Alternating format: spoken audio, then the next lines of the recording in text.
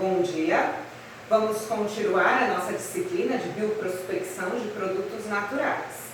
Tá?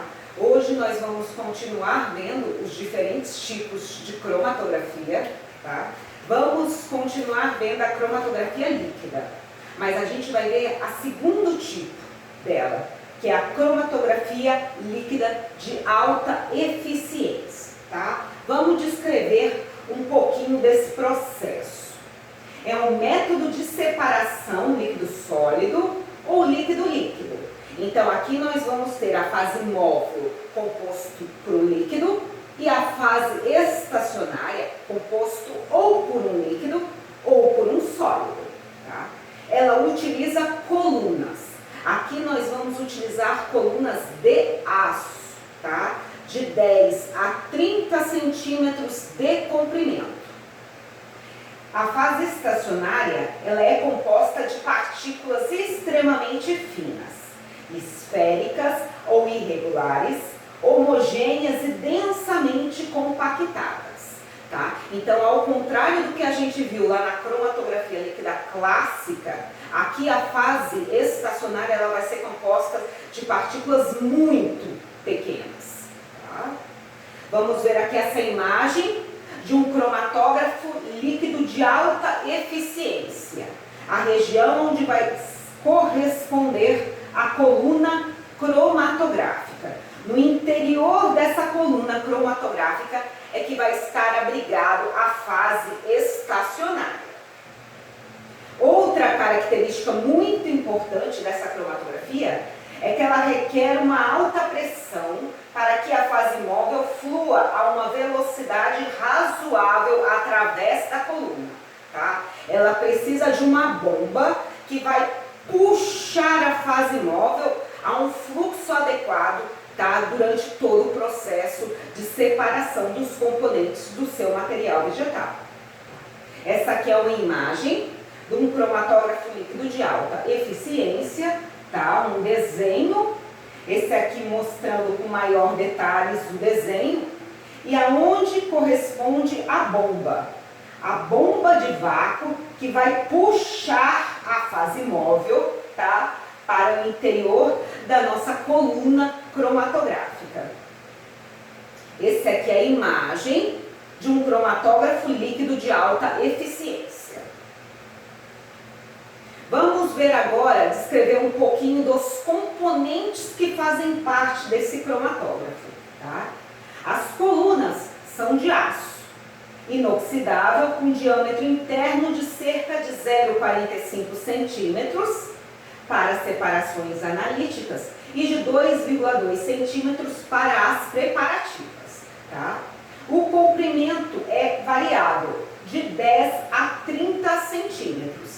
Então, aqui nós vamos utilizar colunas. Colunas de aço são tubos. Tubos de aço de 10 a 30 centímetros de comprimento, com diâmetro variável. Depende dos fins, se é para fim terapêutico ou para fim analítico. Tá? O que fica armazenado no interior dessa coluna? Dentro da coluna fica armazenado a fase estacionária.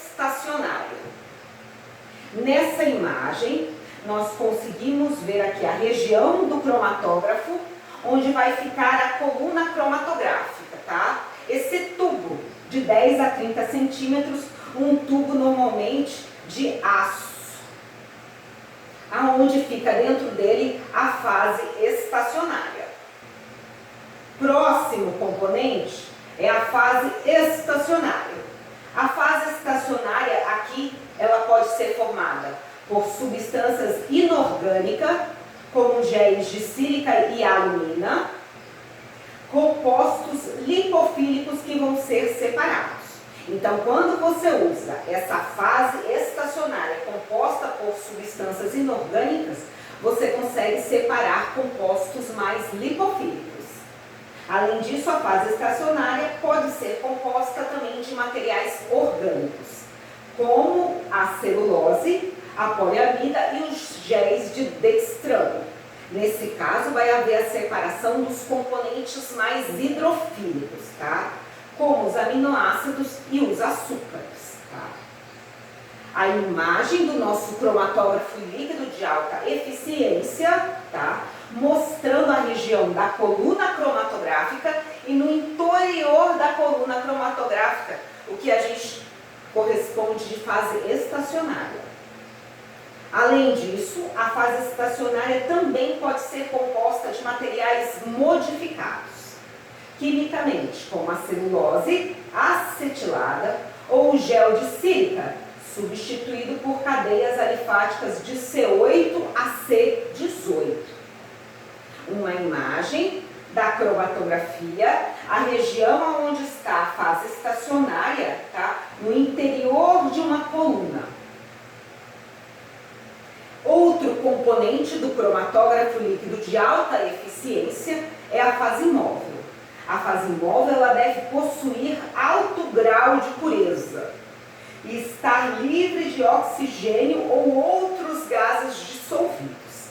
Ela precisa estar tão pura e numa qualidade tão elevada que antes do uso a gente já filtra, tá? E já retira todo o gás, né, processo de desgaseificação, para poder retirar o gás que está presente nela.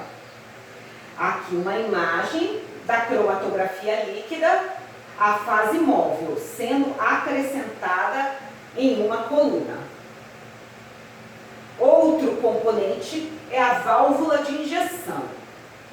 Ela possui uma alça de amostragem com uma seringa e duas posições.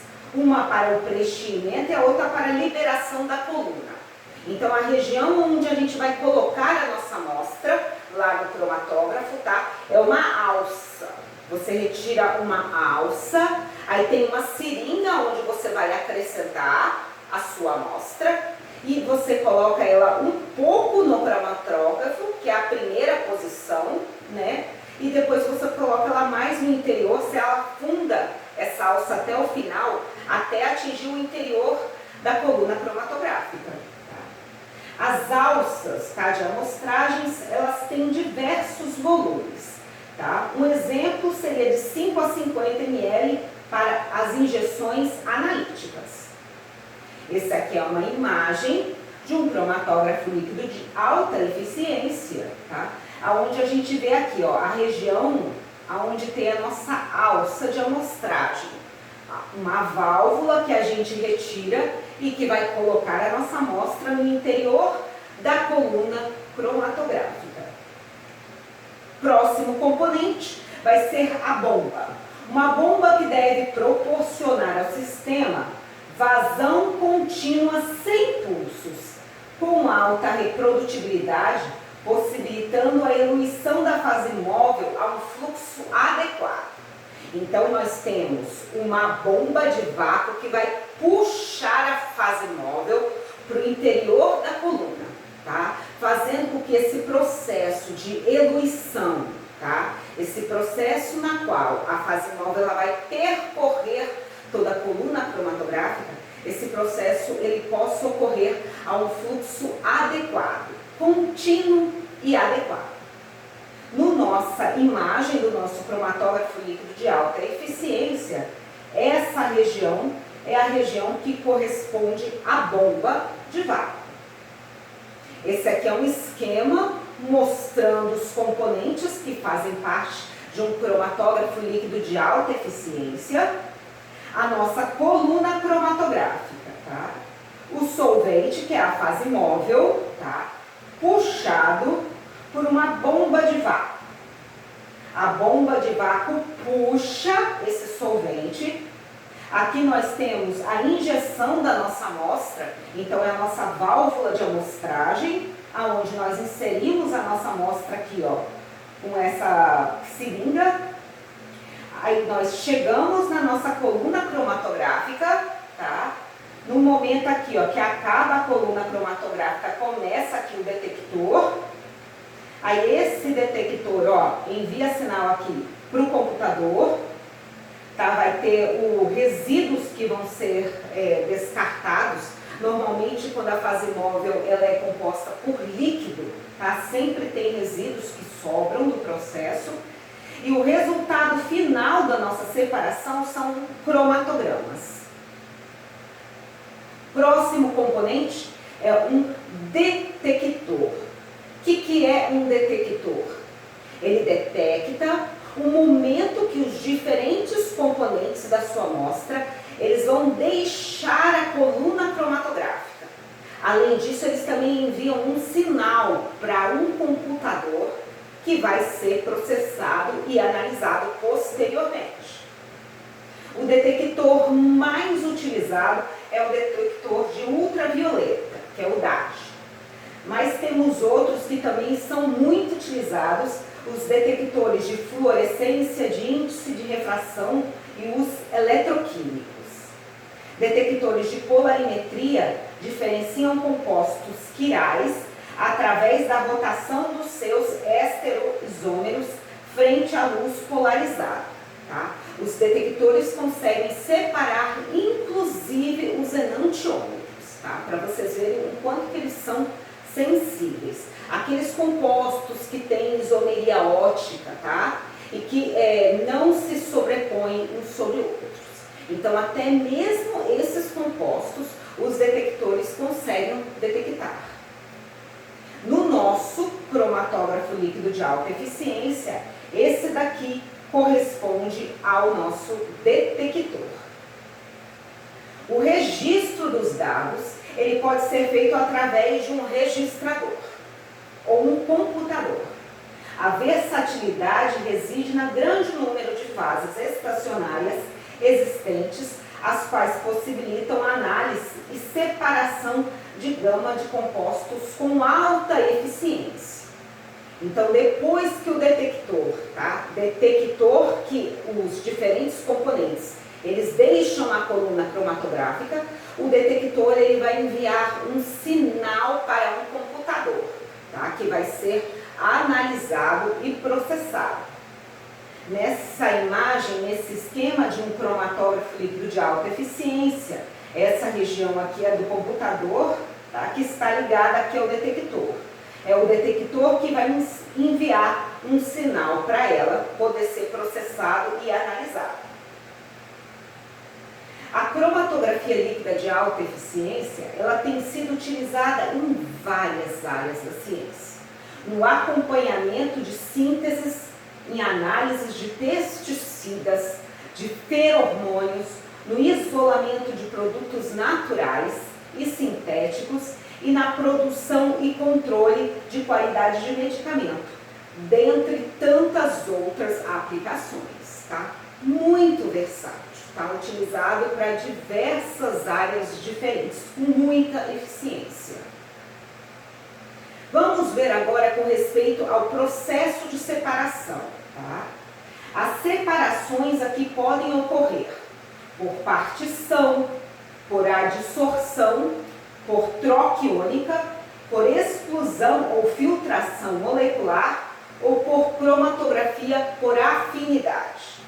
Então, a cromatografia de partição, você tem os componentes da sua amostra, aqueles que forem mais solúveis pela fase estacionária, deixam por último a coluna cromatográfica.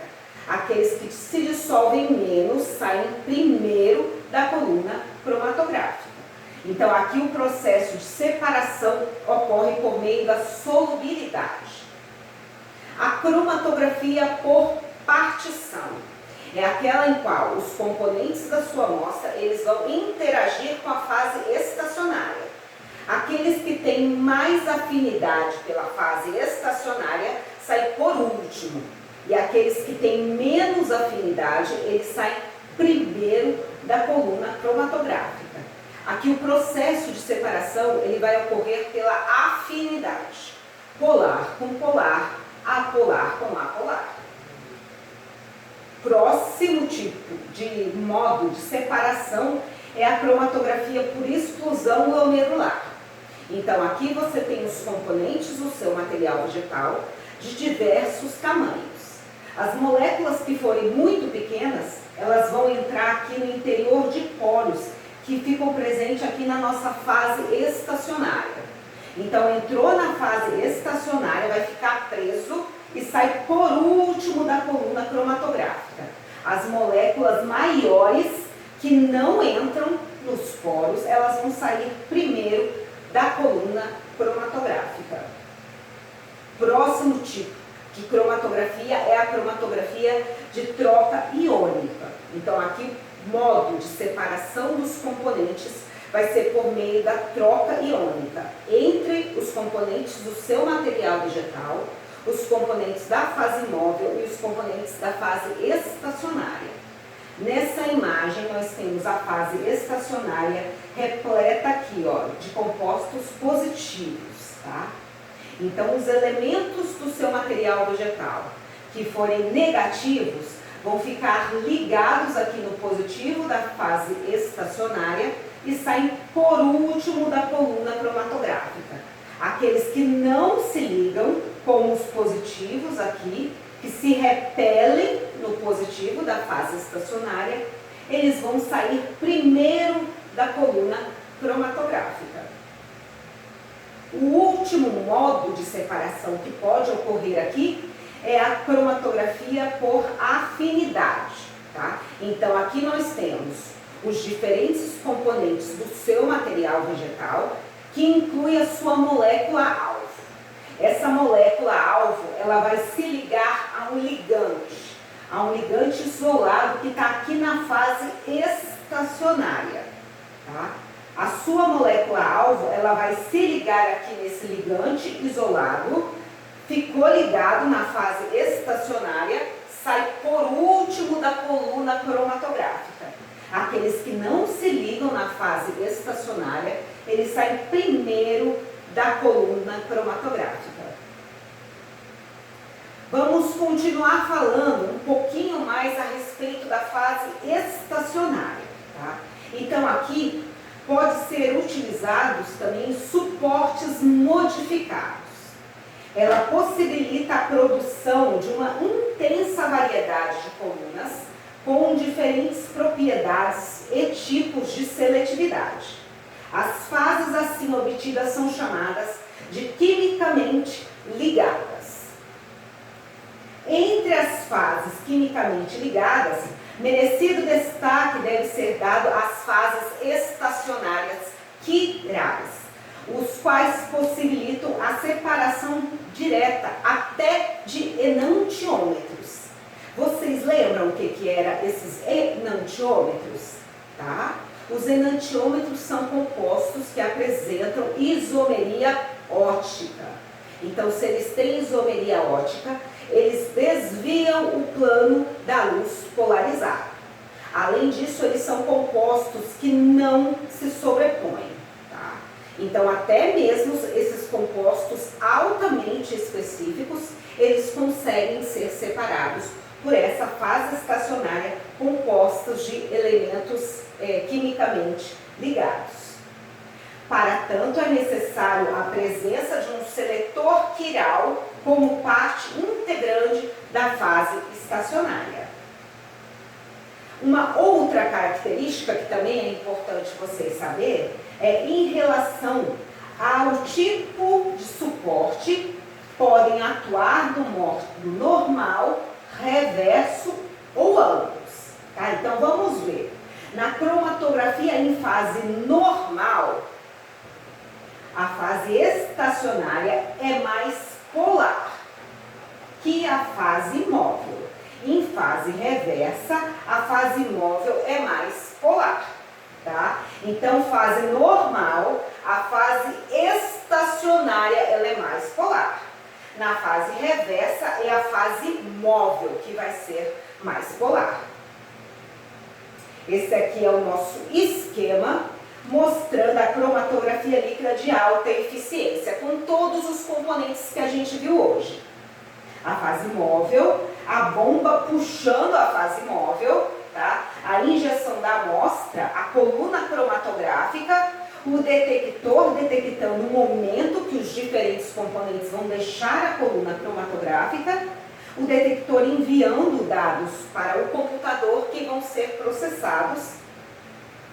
Aqui uma outra imagem do nosso cromatógrafo líquido de alta eficiência, fase móvel puxada pela bomba, a injeção da nossa amostra, a nossa coluna cromatográfica, o nosso detector, tá? Resíduos que sempre sobram na fase móvel líquida e o detector enviando sinais para um computador que vão ser processados. E o resultado final do nosso processo de separação são aqui, ó, os cromatogramas, tá? O cromatograma são gráficos aonde a gente tem assim vários picos, tá?